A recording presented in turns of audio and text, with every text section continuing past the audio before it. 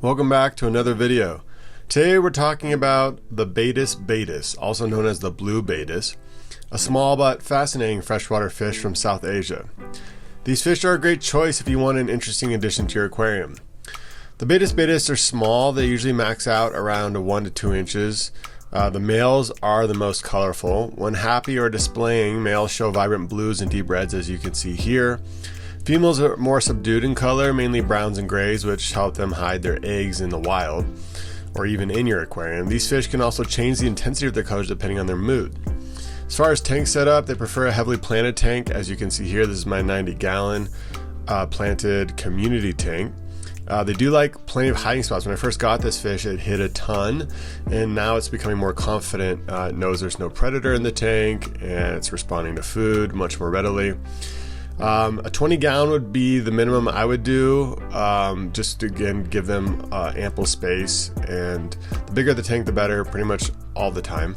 Water temperature 72 to 79, kind of typical tropical fish. pH 6.5 to 7.5. And as I said, like, you do want to create a lot of hiding spots that really can help them actually be more confident. In terms of their diet, they are predators. So they do best on live or frozen foods like brine shrimp or if you could do brine shrimp or daphnia, that'd be amazing, or bloodworms. But mine has adjusted to eating pellets. So for a lot of predator fish, there are some that this won't work with, but in this case, a small one like this, it's definitely doable. If you just feed pellet and that's all you give it, eventually it will eat it most of the time. Occasionally, like if you have a real predator like a Florida gar or something like something that's like, you know, literally has teeth, you may even those sometimes will adopt pellets, but you can have much harder time. Something like this, it's gonna probably take pellets before it decides to starve to death.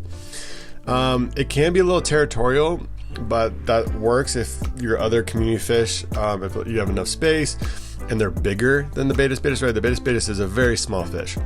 So yeah, they have a little bit of like cichlid behavior sometimes, but very mild. They're not like crazy aggressive. They're very small, right? Thank you for checking out this video. I hope this helps in terms of giving you information about this really cool fish. If you got a community tank, it's a great addition. I'll see you in the next one.